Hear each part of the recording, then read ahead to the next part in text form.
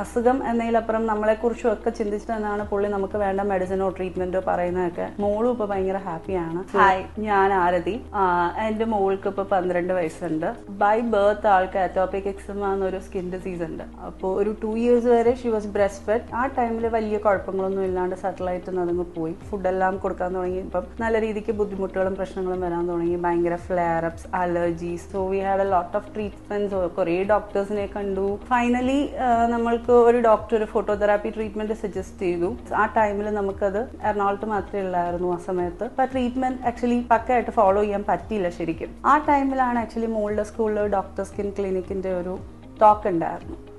അപ്പോഴാണ് ഞാൻ അറിയുന്നത് മോളുടെ ഫ്രണ്ടിന്റെ അച്ഛനാണ് അവിടുത്തെ doctor. He is running A clinic in Thiruvalla, doctor skin.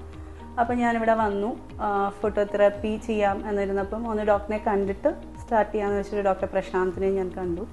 So he was like, കണ്ടപ്പോഴേ പറഞ്ഞു മോൾക്ക് ഫോട്ടോതെറാപ്പി ചെയ്യാനുള്ള പ്രശ്നമൊന്നും ഇല്ല, നമുക്ക് ചെറിയ സ്റ്റെറോയിഡ്സ് എന്തെങ്കിലും വെച്ച് സ്റ്റാർട്ട് ചെയ്താലും പിന്നെ അവളുടെ ഡയറ്റ് കംപ്ലീറ്റ് ആയിട്ട് കൺട്രോൾ ചെയ്യാൻ പറഞ്ഞു.